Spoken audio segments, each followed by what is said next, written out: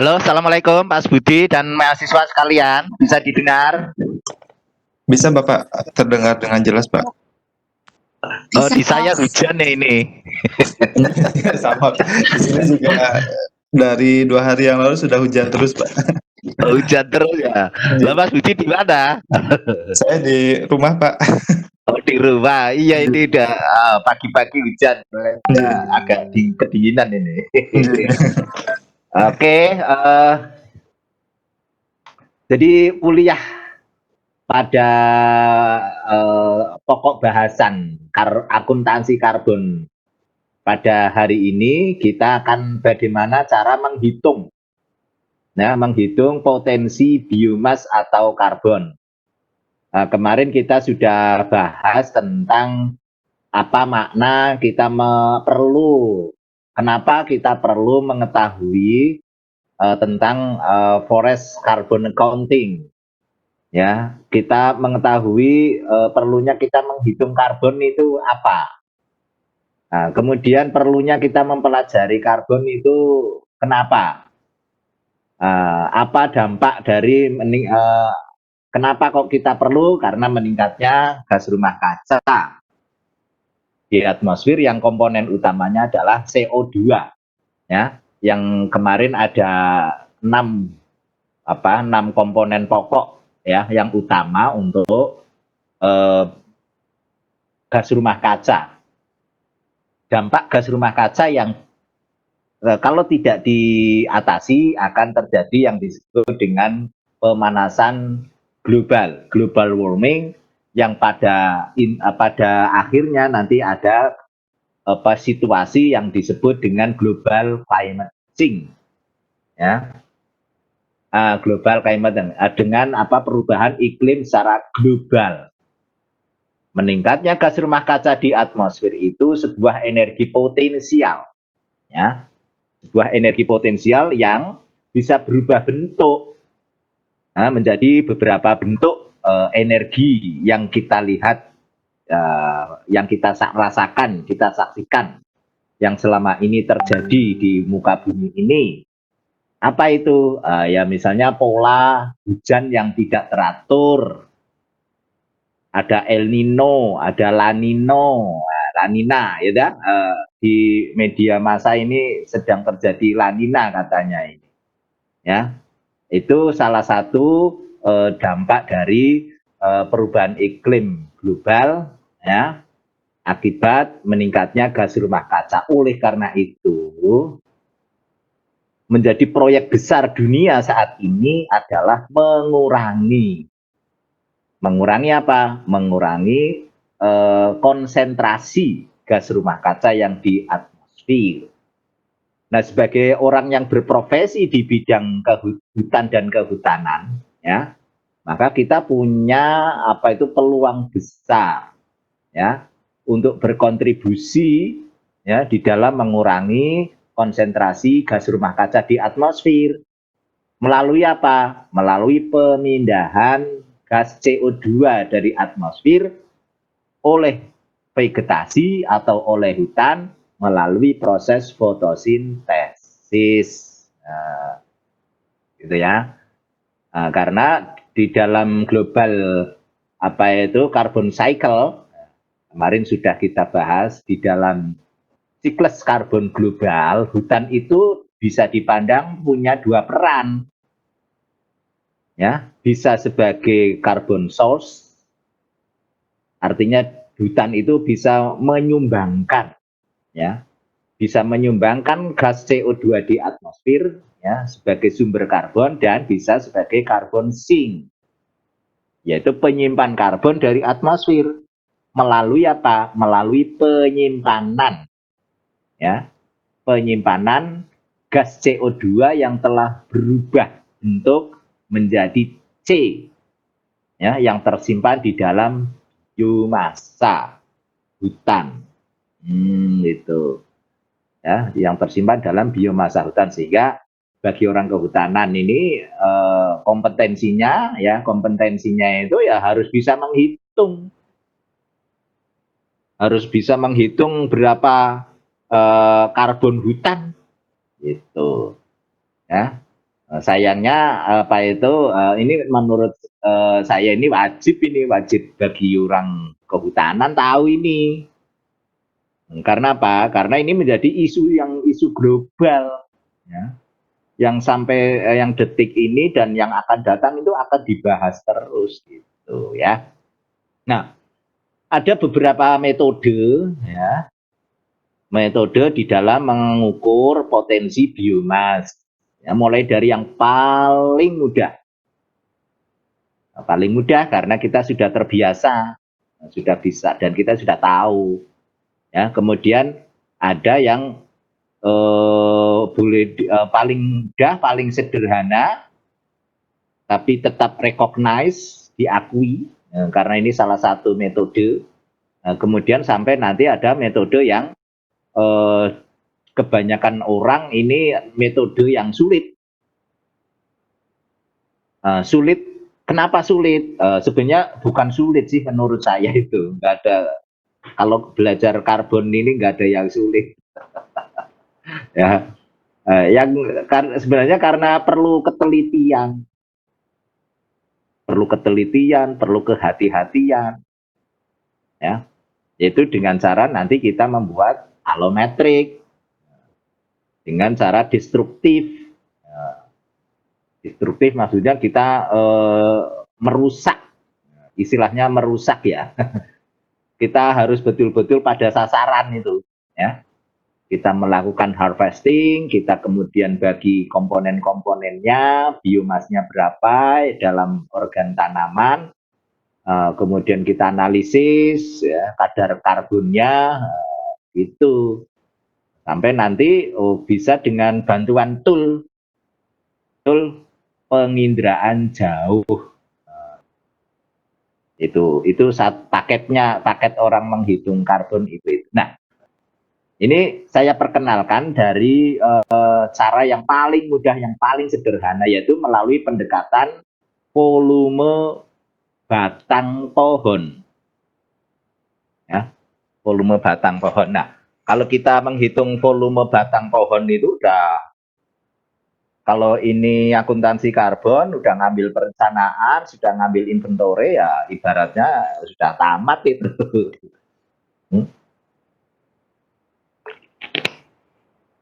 Sudah tamat, artinya kita sudah terbiasa dengan menghitung karbon. Bentar.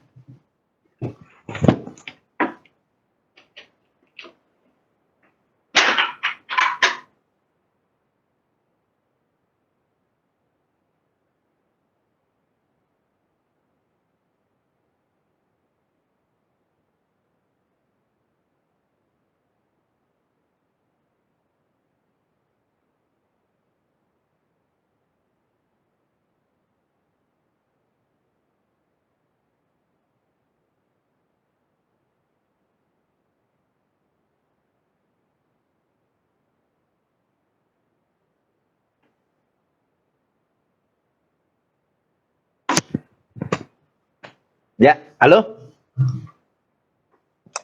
Iya, Pak. Oke. Sebentar tadi. Ya, kita menghitung volume pohon. Makanya dalam pertemuan kita kali ini itu saya mengingatkan lagi bagaimana cara menghitung volume batang pohon. Ya, jangan lupa itu basic itu orang kehutanan. Sekarang biomas, karena dari volume batang pohon, istilahnya stem volume, ya, dari stem volume itu nanti kita bisa dari stem volume kita nanti bisa menghitung berapa biomasnya dari volume pohon. Ya, dari volume pohon kita bisa menghitung biomasnya. Nah, setelah kita hitung biomas, nanti kita bisa menghitung berapa karbonnya. Nah, setelah kita hitung karbonnya, kita terakhir bisa memprediksi berapa serapan gas CO2-nya. Nah, nanti kalau yang senang dengan ekonomi, nah karena di sini ada carbon trading, emission trading, nah ini nanti berapa sih kompensasi yang bisa diterima ya oleh negara tersebut yang bisa mengurangi emisi. Nanti ada hitung-hitungannya, ada 1 ton serapan CO2 dihargai ekuivalen dengan harga sekian dolar. Nah, nanti metodenya banyak. Pak Slamet, Pak Picus itu biasa itu kolaborasi dengan kami ya sebagai dosen carbon accounting ini dengan menghitung nilai ya, ya. Biomas, bio itu berasal dari 2 kata ya. Bio itu hidup. Jadi kalau ada biotik, nah itu berarti sesuatu yang hidup. Bisa tumbuhan, bisa hewan, bisa manusia, bisa bakteri ya. Itu bio hidup. Massa itu ya massa material. Enggak, biomasa ini oleh Lodial dan teman-teman itu menyatakan total kandungan material organik. Nah, kemarin sudah ya ada organik, ada anorganik. Organik maksudnya apa? Maksudnya adalah atom C yang berasal dari makhluk hidup. Misalnya biomas itu organik. Kalau anorganik apa? Ya atom C yang berada dalam makhluk non hidup. Misalnya apa? Plastik, kaca, link, apa itu? Itu kan ada C tapi bukan dari makhluk.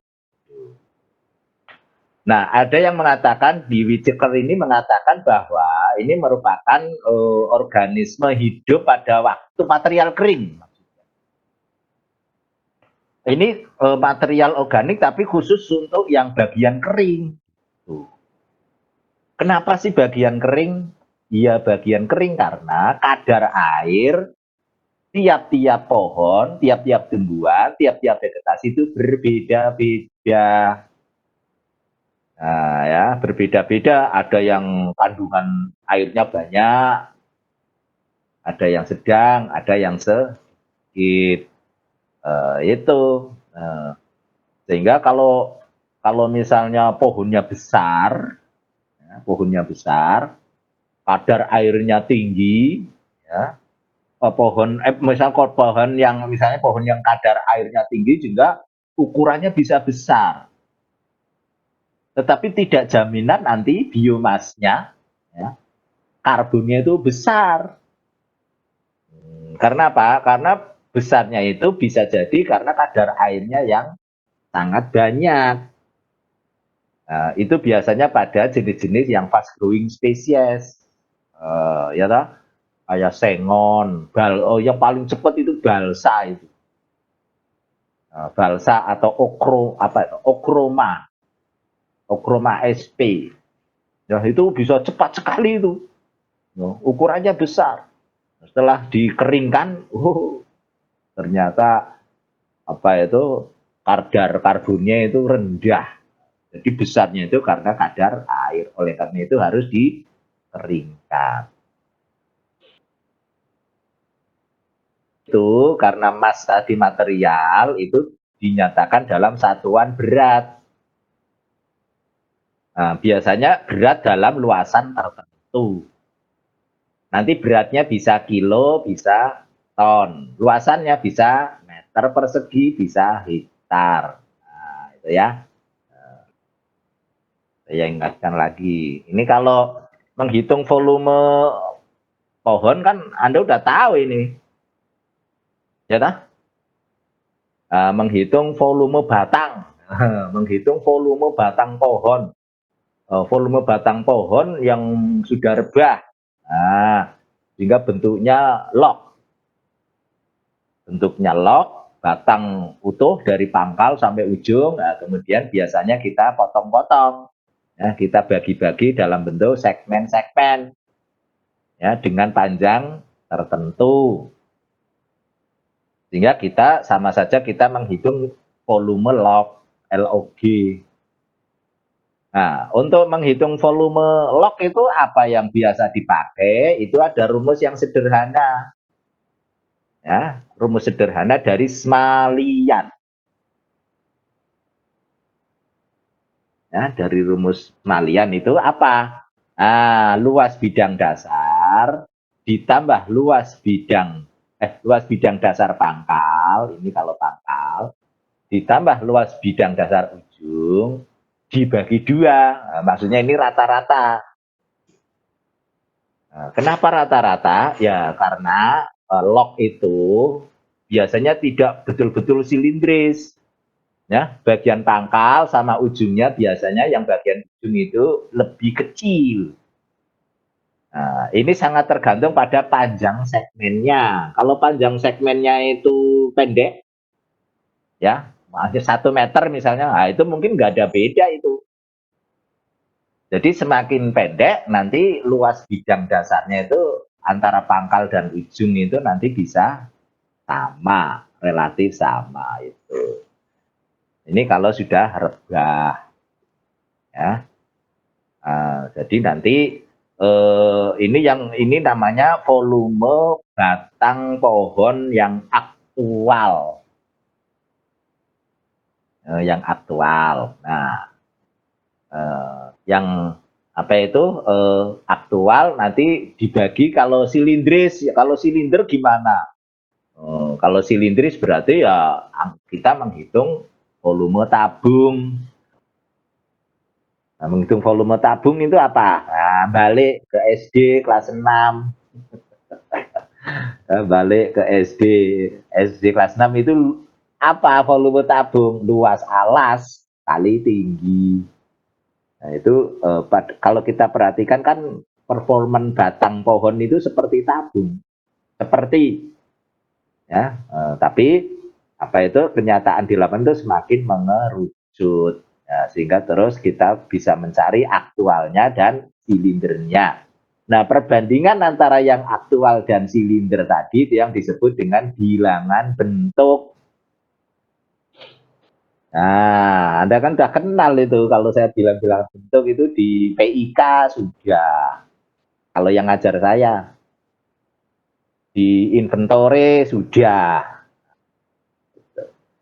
Di perencanaan ya disinggung. Nah, itu juga untuk carbon accounting ini Anda sudah mengenal ya tentang volume batang pohon itu berkali-kali. Oke. Nah, sekarang kita mau menghitung, tapi sebelum menghitung kita ini dulu. Saya ingatkan bahwa hasil hutan kan banyak banget.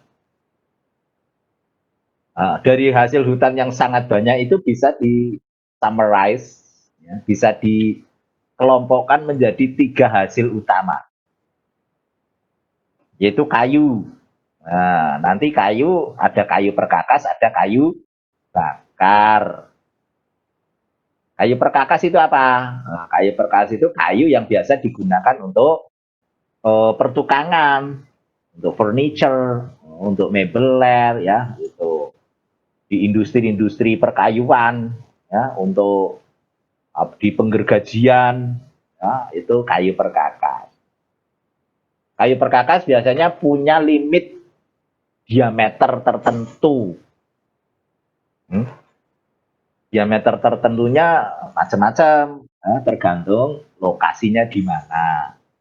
Kalau di hutan rakyat itu ada yang minimal 15 cm masuk kayu perkakas. Ada yang minimal 10 cm masuk kayu perkakas. Kurang dari itu masuk dalam kayu bakar. Nah, kayu bakar itu berarti ukurannya ya lebih kecil. Kemudian yang kedua adalah hasil hutan yang bukan kayu, non-wood forest product. Jadi semua hasil hutan ya yang orientasi bukan kayunya, Tapi apa? Yo macam-macam, bisa getah, misalnya getah pinus. Nah, bisa ranting, atau daun, misalnya kayu putih, gitu ya. Bisa juga satwa liar. Satwa liar yang ada dalam hutan itu bukan kayu, ya. Nah, kemudian yang ketiga itu adalah jasa lingkungan, services, yaitu pengatur tata air, penghasil oksigen, penyegar udara, ya toh?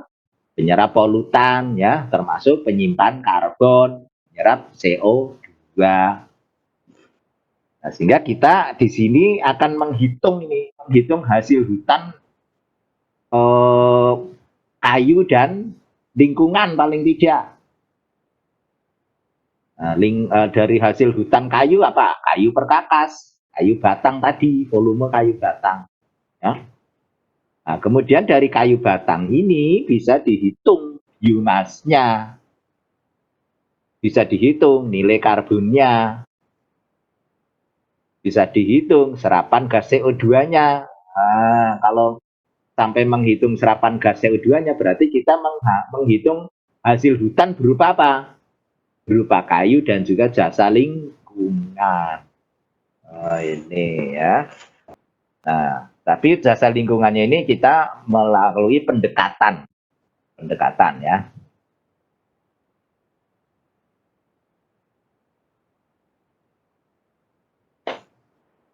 Nah, ini handout Anda, ini sudah ada belum di handout Anda? Halo?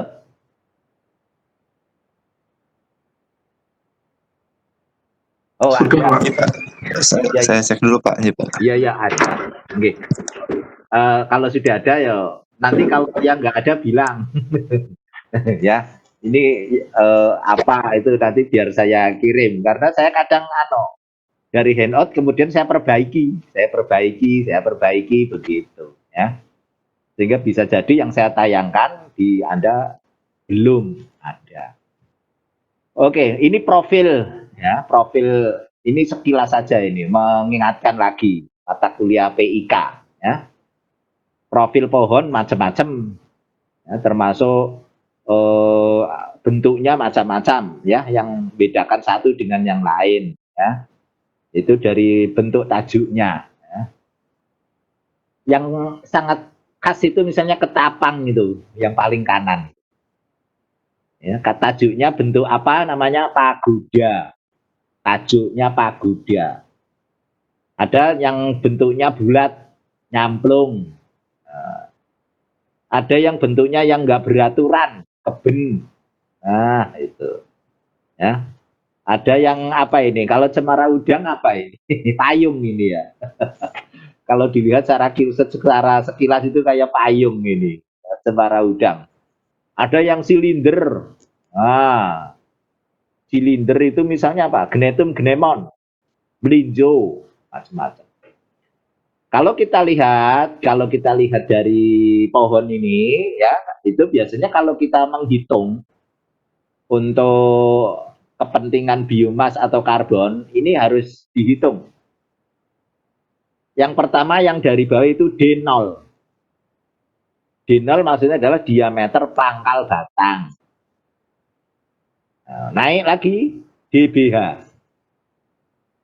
1,3 meter dari permukaan tanah. Naik lagi DB. Diameter batang bebas cabang. Stem diameter at the lowest branch. Ya. Nah, itu diameternya yang kaitannya dengan batang, diameter batang. Kalau kaitannya dengan tinggi, itu ada dua. Ada yang tinggi batang bebas cabang, TBBC.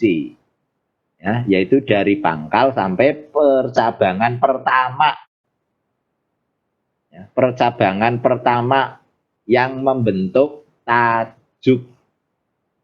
Ya, istilahnya stem diameter at the lowest branch. Itu tingginya itu namanya TBBC. Kemudian yang kedua juga ada tinggi total. Nah, yaitu dari pangkal sampai ujung tajuk yang vertikal.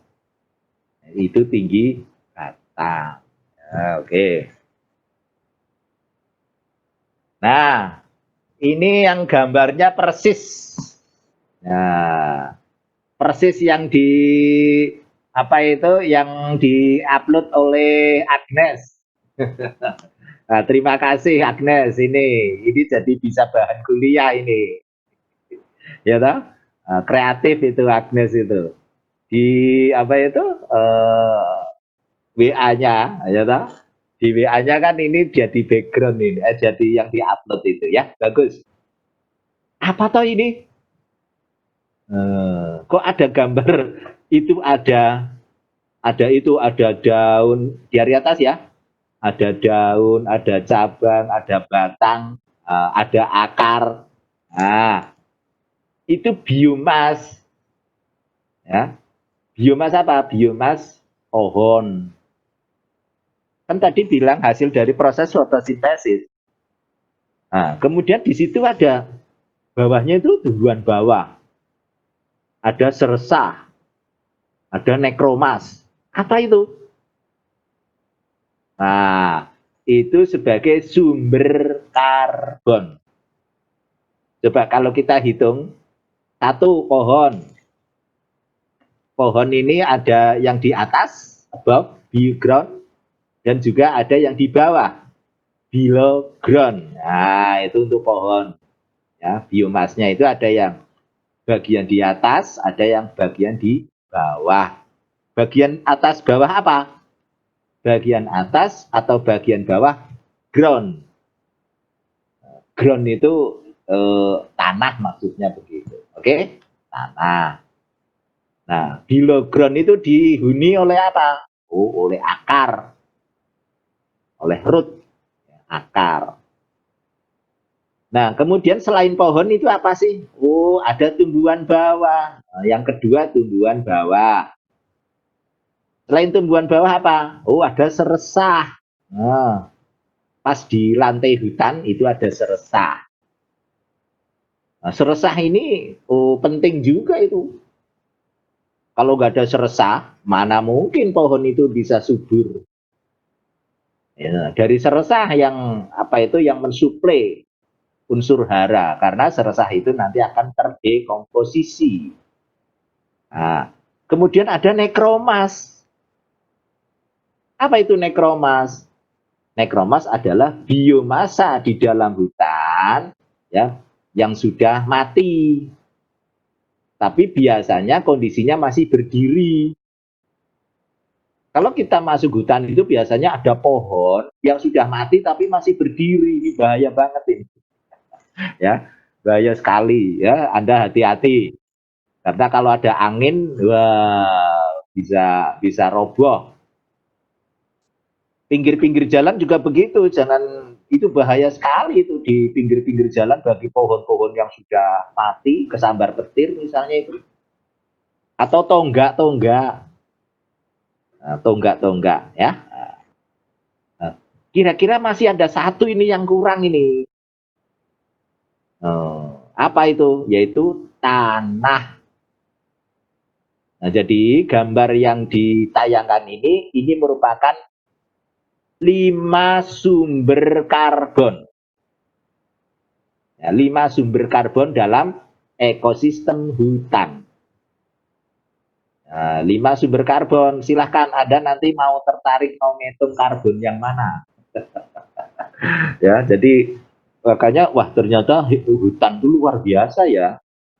Nah, luar biasa. Karena apa? Itu sumber karbon bukan hanya dari pohon-pohon, tapi juga ada tumbuhan bawah.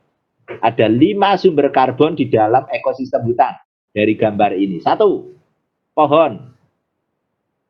Ya, yang ukurannya besar. Bawahnya pohon, tumbuhan bawah, sersah, nekromas, dan tanah.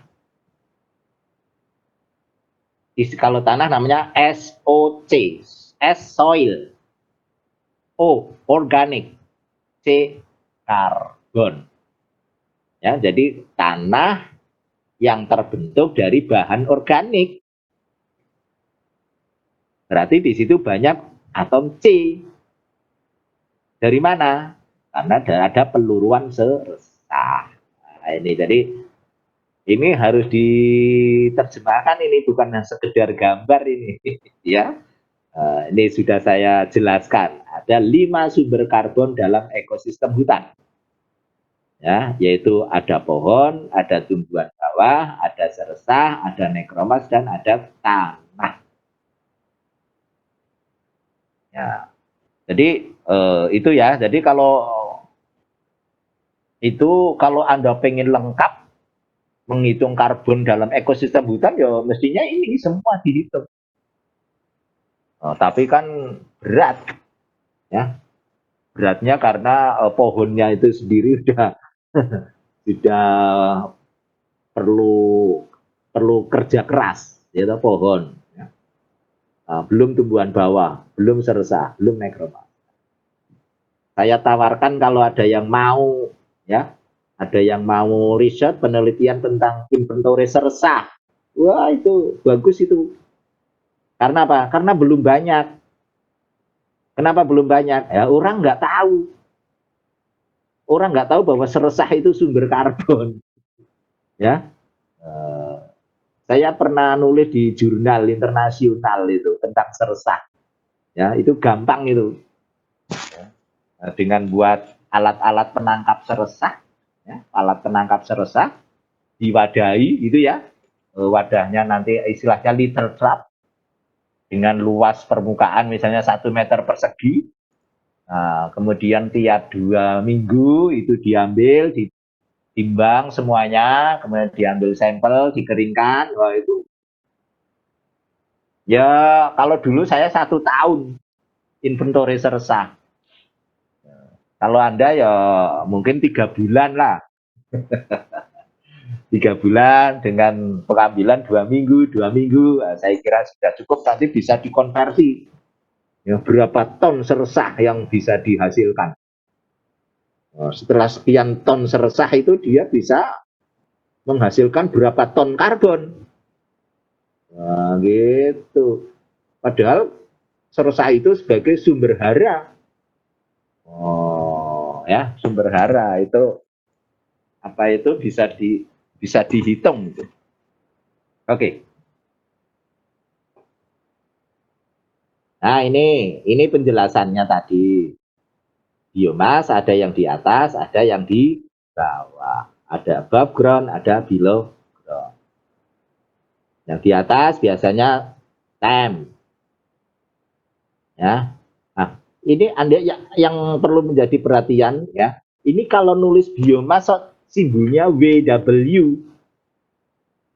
Kenapa? Karena ini kesepakatan dunia. Bukan saya ngarang ini, tapi kesepakatan dunia.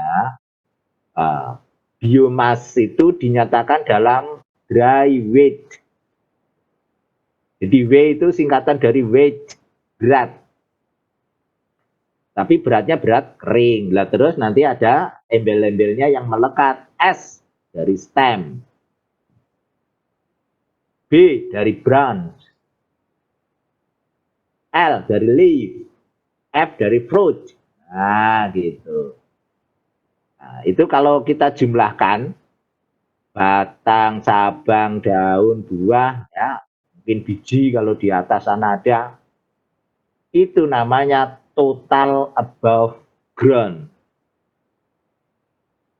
Ya, above ground, total above ground, total karena terdiri dari gabungan antara batang, cabang, daun, dan buah.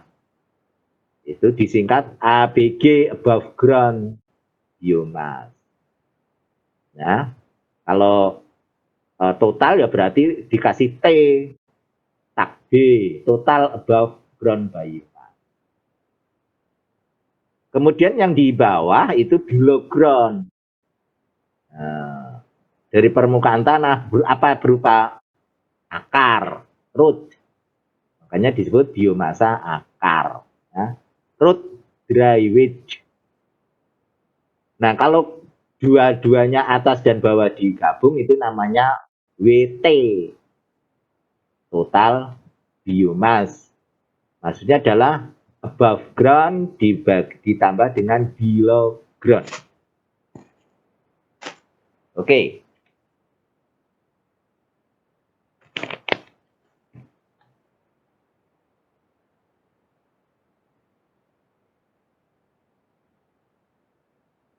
Nah, ini bagaimana menghitung volume batang pohon, stem volume. Nah, caranya mirip dengan menghitung volume tabung atau silinder.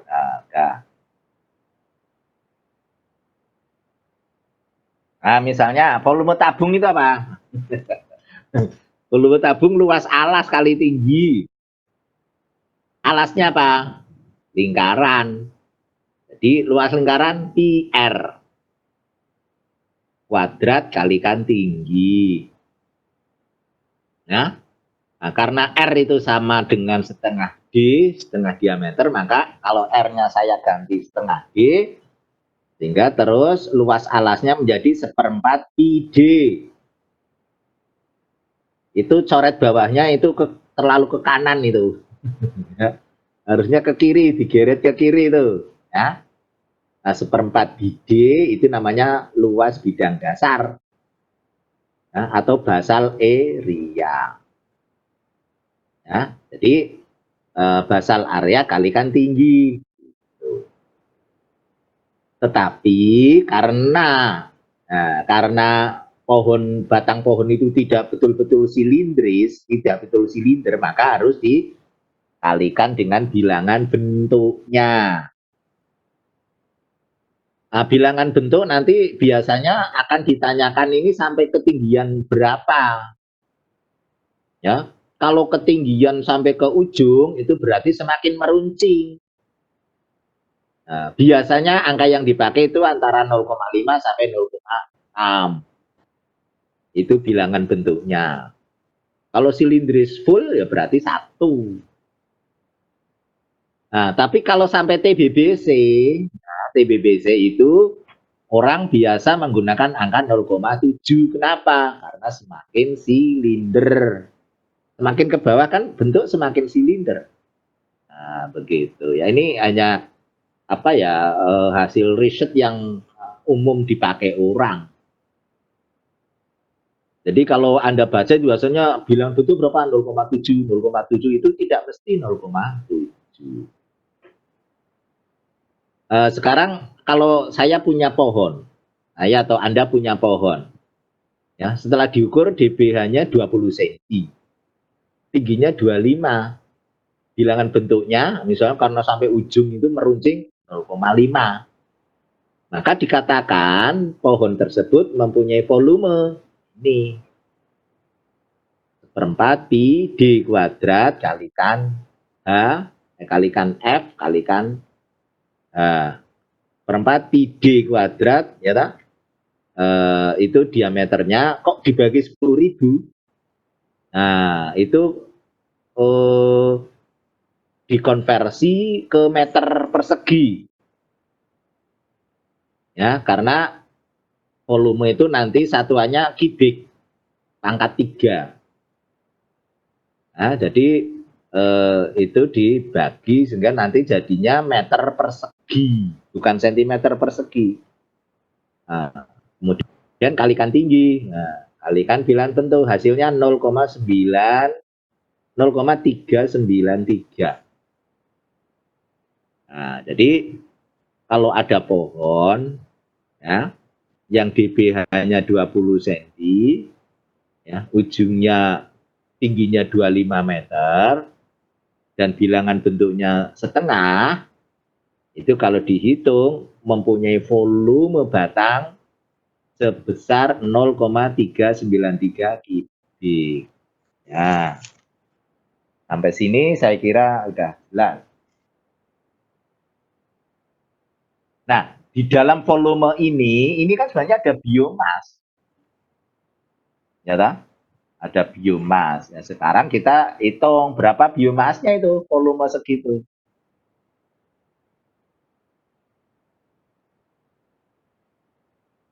Ini untuk satu pohon, ya tak? Ini kan satu pohon. Bagaimana kalau itu berupa tegaan? Nah, ini tegaan ini yang banyak pohon. Ya ke inventore. Nah, kita biasanya terus melakukan apa itu pengambilan sampel.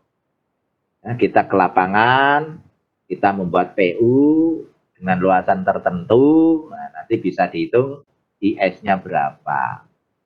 Dalam PU tersebut, kita hitung jumlah pohonnya, nah, kita hitung DBH-nya satu per satu, juga tingginya, gitu ya. Nah, sehingga terus kita eh, bisa memprediksi, ya. Kita bisa menghitung volume pohon dalam satu PU tersebut. Kalau PU tersebut sudah kita tahu, maka kita bisa mengestimasi 1 hektarnya itu berapa kira-kira. Ya kita lihat dari luas PU-nya. Ya, oke. Oh ini sebenarnya apa itu hanya penjelasan untuk mengingatkan lagi. Kok pohon bisa tumbuh dengan menghasilkan volume kayu? Kenapa ya? Nah, ya kalau kita belajar ilmu fisiologi dulu ya karena pohon itu punya jaringan meristematik ya, baik yang apikal maupun yang lateral. Apikal itu yang ke ujung selalu naik. Lateral itu yang ke samping, diametral, ke samping, kanan, kiri, depan, belakang. Ya kalau diameter kan begitu ya. Karena ada kambium. Kemudian juga ada proses metabolisme dalam tubuh tanaman. Jadi itu ada proses itu, bukan diem. Kalau diem yo itu kalau yang benda mati baru diem, ya, nggak ada pertumbuhan. Ya. Kemudian yang ketiga juga karena ada proses fotosintesis. Nah, 3 hal ini yang akan kita manfaatkan, ya.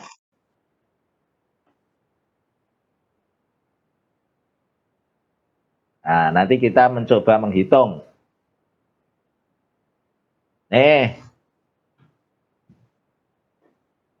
Orang belajar akuntansi karbon itu jangan fokus hanya ngitung-ngitung, nggak boleh itu. Kalau hanya ngitung-ngitung tapi nggak tahu maknanya itu, nanti hampa.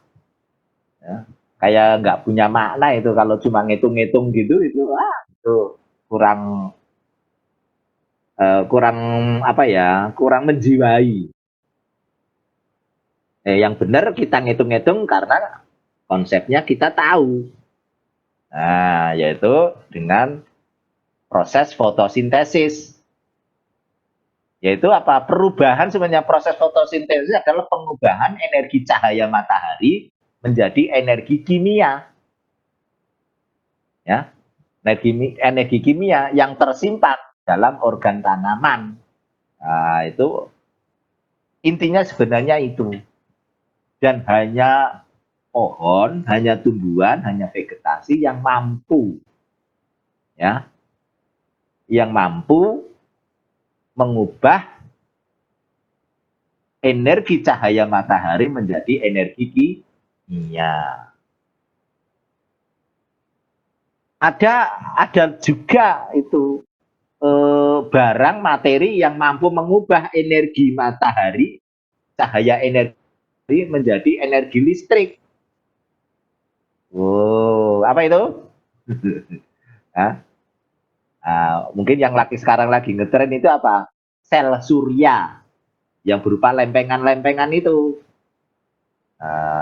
Ya, dengan itu orang elektro itu yang paham itu. Itu dia menangkap panas cahaya matahari yang disimpan. Kemudian energi yang tersimpan itu dengan proses apa itu tertentu dialirkan sebagai sumber energi listrik. Untuk apa? Ya, untuk menggerakkan ya alat-alat macam-macam. Namanya itu bagus sekali karena jadi kan nyaris nggak ada polutan. Padahal energinya melimpah, energi matahari kan melimpah. Apalagi kita negara tropis. Nah, Tapi kalau yang merubah energi cahaya matahari menjadi energi kimia, setahu saya itu hanya ada satu, yaitu tumbuhan. Ya, tumbuhan yang lain nggak ada itu. Kalau ada hebat sekali. Kalau ilmuwan bisa menciptakan barang itu, hebat sekali itu. Menciptakan apa material seperti daun, ya, yang mampu mengubah energi cahaya matahari menjadi biomas. Wah, luar biasa itu. Tapi sepertinya kok nggak ada yang bisa sampai detik ini, ya. Ini CO2 ditambah H2O, ya, kemudian di sini ada daun, klorofil, ada nutrien hara, kemudian menjadi hasilnya apa? Biomas. Ya, disebut dengan ini biomas, bisa berupa gula, karbohidrat, ada minyak juga, ada tepung, ada selulose, ada lignin, ada protein. Nah, ya, itu energi apa ya, barang-barang yang tersimpan dalam biomas. Jadi komponen utama biomas ini adalah atom C, H, dan O. Nah, nanti kalau material ini terbakar, ya, berarti bereaksi dengan oksigen, nanti akan terurai lagi, ya, terurai lagi dari apa? Dari bahan asalnya, yaitu CO2 dengan air dan energi sisanya abu. Nah, jadi kalau hutan terbakar, nih, hutan terbakar itu berarti dia akan melepas CO2 kemana? Ke atmosfer. Itu berarti hutan lagi melakukan carbon source. Nah, gitu. Nah, sekarang balik lagi. Kita menghitung biomas, sudah paham ya? Jadi volume kayu itu juga di dalamnya ada biomas. Biomasnya berapa? Nah, ini yang lagi kita hitung. Tadi volume kayu batangnya itu 0,393 kubik. Nah, sekarang pertanyaannya berapa biomas batangnya? Nah, kalau untuk menghitung biomas batangnya, maka harus dikalikan dengan kepadatan kayunya.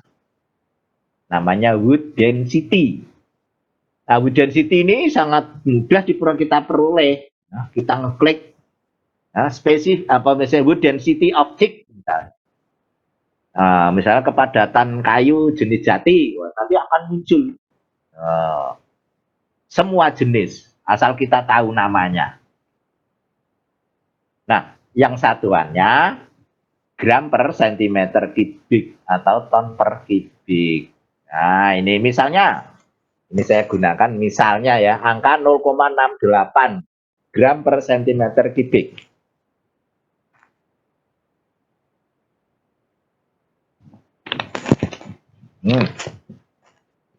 Nanti berarti biomasa batangnya itu tinggal volumenya tadi yang 0,393 kalikan wood density-nya.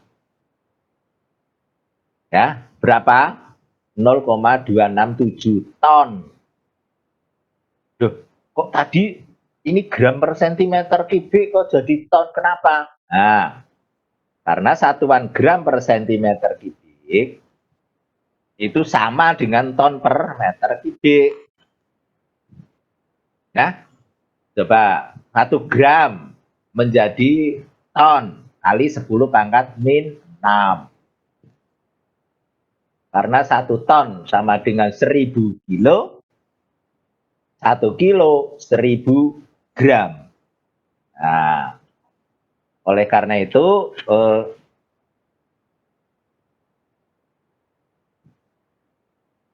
istilah ton itu kalau dalam jurnal-jurnal itu sering ditulis dengan singkatan M besar G. Ya, ingat, M besar G. Itu bukan magnesium. bukan magnesium, tapi maksudnya adalah megagram. Mega itu 10 pangkat min 6. Nah, itu. Jadi ton ini maksudnya bisa mg, satuan SI, satuan internasional. Kemudian sentimeter kubik itu sama saja dengan 10 pangkat min 6 kubik. Karena 1 meter ada 110 pangkat 2 cm. Nah, jadi kalau meter kubik berarti 10 pangkat 2 kalikan 3, 10 pangkat 6. Nah, sama. Nah, kalau setelah tahu biomas batang, ya toh, nah, kita terus bisa memprediksi berapa simpanan karbonnya, karbon di batang. Nah, itu bisa dianalisis. Ada analisis namanya Walkley and Black. Itu di slide yang keberapa itu ada itu. Anda saya nggak masalah, wong itu ada laboran, ya, ada laboran itu kan yang kerjain. Anda belajar sama orang laboran itu, ya, karena sampai yang kimia detail-detail itu itu bukan kompetensinya orang kehutanan, itu orang kimia, ya. Tapi prinsip Anda harus tahu, ya, bagaimana menghitung kadar C dari biomas. Ternyata ada angka umum itu kira-kira 47 sampai 50%. Ya, sehingga terus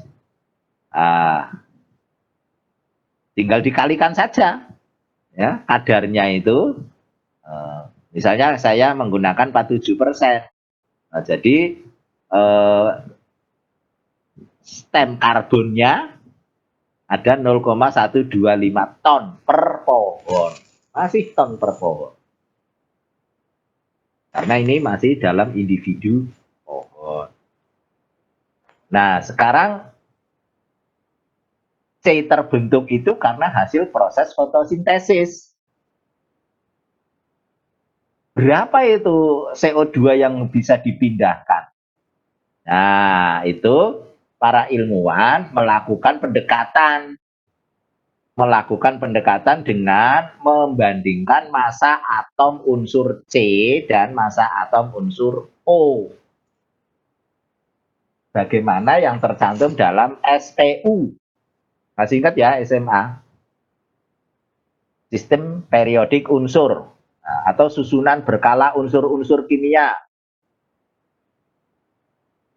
Ya, ini. Ada yang trauma? Enggak ya. Tapi dulu kalau zaman saya SMA itu di drill itu, ya, guru kimianya memaksa muridnya hafal. Wah, jadi ada di nomor atom berapa, di periode berapa, elektron valensinya berapa. Wah, ya dulu seperti ini. Nah, ini kita lihat di sini. Tadi ada C dan O, ini C. Nah, massa atom C itu berapa? Oh, ternyata massa atom C-nya itu kalau nggak berapa, 12 ya. Nah, massa atom C ini 12. Nanti kalau ini saya lupa, mestinya ini saya, tapi ini seperti ini Anda tinggal baca. Mana ya?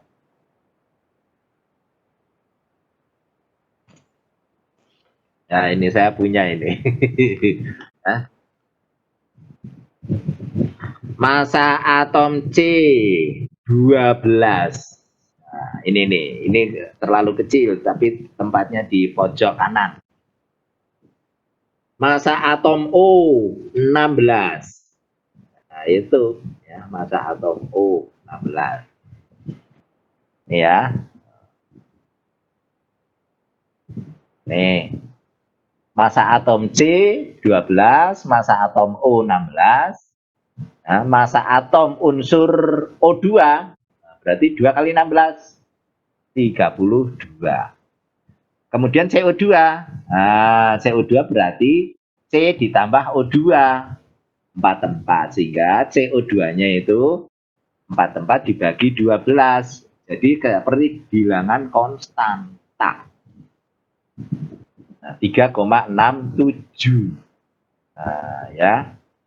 Kalau dikalikan dengan tadi berat C-nya berarti 0,459 ton CO2 per pohon selama waktu itu. Selama waktu itu maksudnya dia selama umur pohon itu berapa totalnya. Kalau per tahunnya berapa berarti? Kalau per tahunnya ya tinggal dibagi dengan umur pohon tersebut. Nah, umurnya 30 ya bagi 30. Nanti CO2-nya jadi kira-kira per tahun bisa diprediksi. Nah, ini mudah-mudahan dah apa itu paham.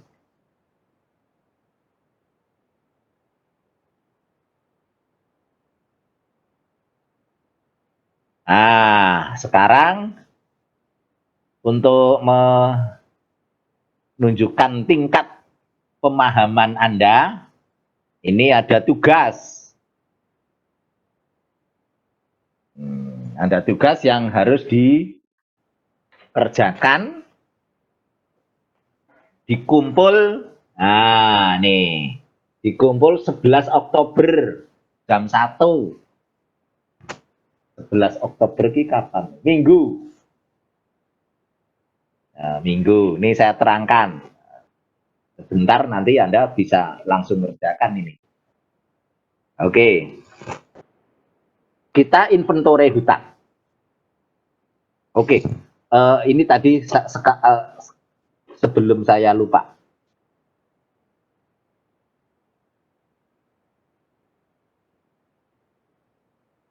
Ini kan masih ada tulisan S ya. Stem. Ya. Kok bisa dari stem itu kenapa? Ya, karena kita tadi pendekatannya mulai dari stem volume. Ya, dari stem volume batang yang dihitung nilai biomas atau nilai karbonnya. Terus kalau ditanya, loh, biomas karbon itu kan bukan hanya ada di batang. Kan ada juga yang di daun, ada juga yang di cabang, ada juga yang di dahan, ada yang di akar. Nah, itu kan sebenarnya menyimpan biomas juga. Sehingga ada karbon juga. Sehingga terus ditanya totalnya berapa kalau gitu. Nah, kalau ingin mengetahui totalnya, ya, maka yang dari stem tadi harus dikalikan. Harus dikalikan dengan yang disebut dengan istilah BEF. B itu biomass. E, expansion. F, faktor. Jadi BF itu adalah faktor perluasan atau ekspansi biomass. Ya, maksudnya adalah untuk mengekspansi itu artinya untuk mengembangkan. Untuk mengembangkan bukan hanya dari biomas batangnya saja, tetapi juga dari biomasa totalnya. Maksudnya termasuk yang dari daun, dari cabang, dari akar. Oleh karena itu harus dikalikan dengan nilai BEF untuk biomas batangnya. Biomas batang setelah ketemu karbon nanti biomas batangnya ketemu, nanti kalikan BEF. Nanti itu namanya biomasa total. Tuh ya.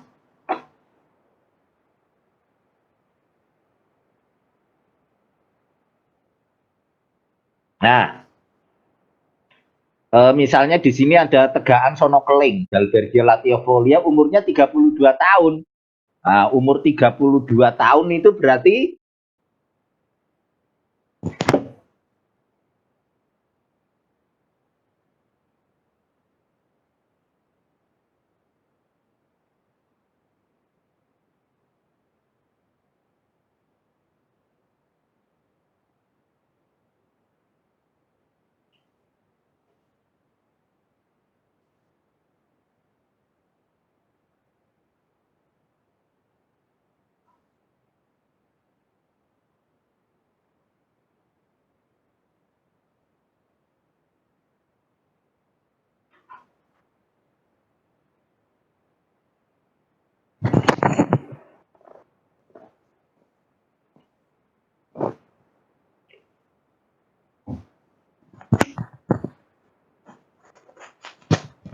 Halo?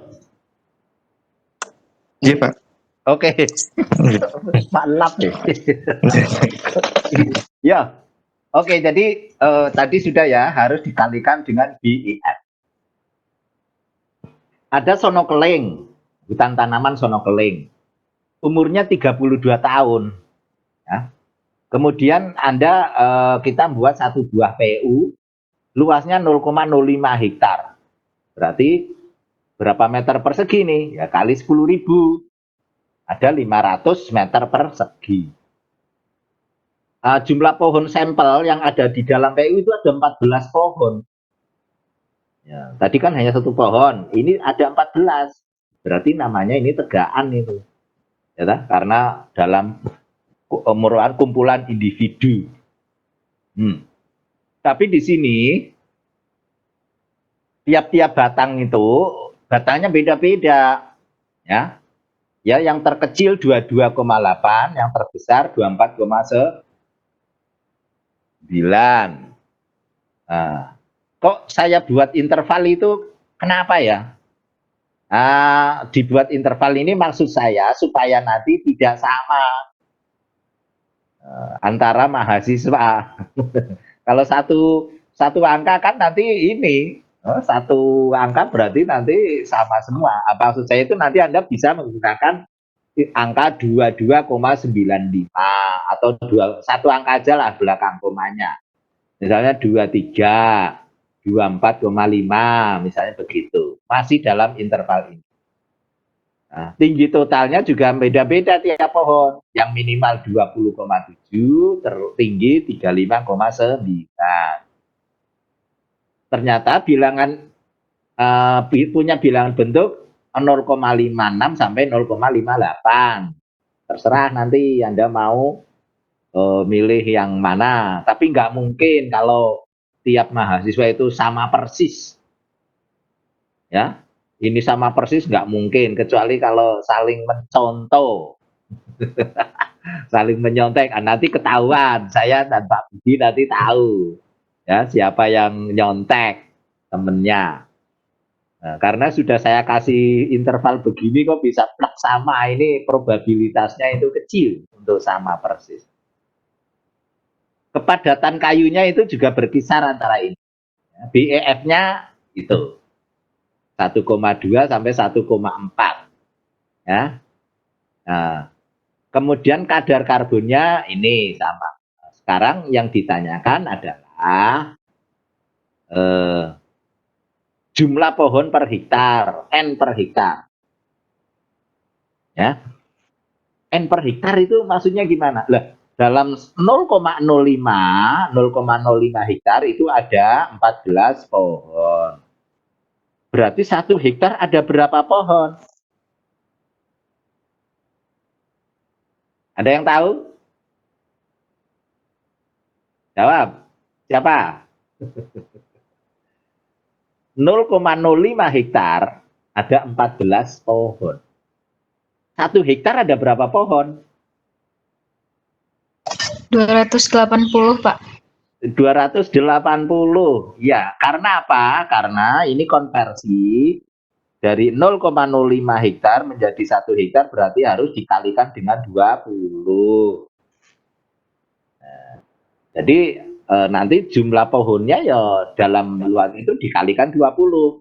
20 kali 14, 280 pohon per hektar. Nah, nanti kalau ditanya jumlah pohon per hektar tadi sudah 280. Sekarang ditanya rata-rata diameter batang dan tingginya, ya nanti kita lihat aja. Dari tabel yang Anda pilih itu berapa nanti rata-rata. Rata-rata luas bidang dasarnya.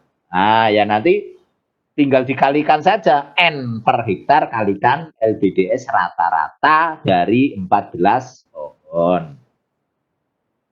Jadi N per hektar ini menjadi kunci.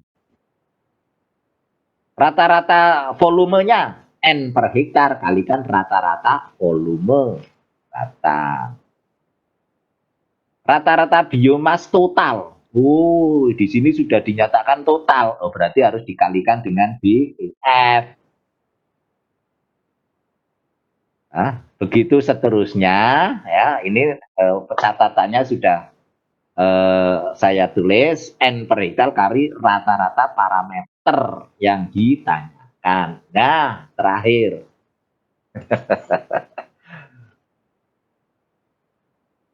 Ya, ini tugasnya ini. Ya, Anda isi 1 sampai 14. Anda DBH Anda pilih. Ya, hanya Anda pilih. F-nya Anda pilih. Nah, kolom 1, 2, 3 itu dari soal. Basal area-nya Anda hitung. Ya. Basal area LBDS, masih ingat? 1/4 pi D kuadrat. Nah, 1/4 pi D kuadrat ya dibagi 10.000. Nah, nanti ketemu LBDS, meter persegi. Nah, dikalikan bilangan bentuknya, kali tingginya, ketemu volume. Biomasa total. Oh, sudah pakai total ini. Berarti wood density-nya mana harus disajikan. Ya tak? Wood density-nya mana? BEF-nya berapa? Nah, nanti ketemu biomasa total. Karbonnya berapa? Nah, karbonnya tinggal dikalikan dengan kadar karbon yang Anda pilih tadi. CO2-nya berapa? Tinggal dikalikan dengan konstanta 3,67. Nah, ini jadi tadi N per hektar kalikan rata-rata. Ini dari tabel ini rata-rata. Ya, angkanya itu tinggal dimasukkan. Ya, untuk tadi yang kalau total-total itu harus dikalikan dengan BEF. Ya, tugasnya ini nanti seperti yang kemarin, sudah ada tugas belum ya carbon accounting ya? Oh belum ya? Yang sudah itu kayaknya perencanaan sama inventory. Kayaknya iya. Iya. Ya. Nah nanti tugas ini Anda bisa kalau nanti biar saya tahu, saya Mas Budi tahu nanti bagaimana hitung-hitungannya. Ini hanya summarize ya, ditulis di sini, nanti dilampiri hitung-hitungannya. Ya. Misalnya basal area 1/4 pi D kuadrat. Ya, terus nanti volume 1/4 pi D kuadrat dikalikan tinggi kalikan F. Nah, total biomasnya ini kalikan ini apa BEF kalikan wood density kalikan time volume dan seterusnya. Ya. Nanti bisa dikumpulkan paling lambat hari Minggu 11 Oktober ya jam 1 di ini UGM ACID. Oke, saya kira selesai ini. Anda masih ada waktu. Ya, silakan kalau mau langsung dikerjakan, langsung dikirim boleh. Tapi saya batasi maksimal minggu depan, tanggal 11. Ada pertanyaan? Silahkan. Nanti dibaca lagi, dicermati lagi, gitu. Ya. Tapi sebenarnya saya sudah berusaha sepelan mungkin tadi. Tidak pelan, kalau nanti tapi ada belum ya silakan. Oke, ada pertanyaan? Kalau nggak ada, Pak, saya ingin bertanya, Pak. Oh ya silahkan Mas. Tadi untuk tugas yang tadi Bapak berikan itu kan untuk nilai bilangan bebasnya F itu juga ada interval itu juga bebas Pak, milih mau berapa sesuai interval gitu. Iya, yang BEF. Ini BEF atau apa? Yang ini BF sama yang ini Pak, bilangan bentuk yang F 0,56. Oh iya ini, Anda terserah mau milih yang berapa. Oke. Siap, Pak. Ya, terima kasih Pak. Ada lagi? Pak, maaf mau tanya. Ya. Yang bilangan bentuk itu berarti nanti dari pohon 1 sampai pohon 14 itu sama ya Pak? Jadi kita milih misalnya 0,57 berarti dari awal sampai akhir itu gitu Pak. Apa gimana? Iya bisa, boleh begitu. Nah, karena boleh seperti itu, boleh lain-lain, boleh. Ya, kalau mau karena itu mesti ada variasi juga. Ya, itu variasi itu. Kalau dalam namanya hutan itu ada variasi. Kalau Anda mau ngambil satu, terus nanti dibuat sama untuk 14 pohon, silahkan. Ya, kalau mau di tiap pohon beda-beda, silahkan. Asal masih dalam ring. Ya, 0,56 sampai 0,58. Baik Pak. Terima kasih Pak. Oke, monggo. Ada lagi? Ini kalau Anda masukkan Excel itu, 5 menit rampung itu. Iya toh, hanya 5 menit itu copy paste satu lorot itu. Makanya saya ingin coba biar agak lama, biar agak lama dikit itu ya. Ini ada sertakan hitung-hitungannya gitu. Silahkan boleh tulis tangan. Saya nggak ingin memberatkan mahasiswa. Iya toh, karena ada ya namanya orang kan kita nggak tahu. Ya bisa tulis tangan, nanti difoto, terus dikirim email. Ya, prinsipnya Anda harus action. Karena ada psikomotorik dituntut di sini. Namanya accounting, akuntansi nggak ngitung. Akuntansi nggak ngitung gitu nanti wagu itu. Ada lagi? Oke, kalau nggak ada, saya cukupkan sekian ya. Terima kasih perhatiannya. Ya, mudah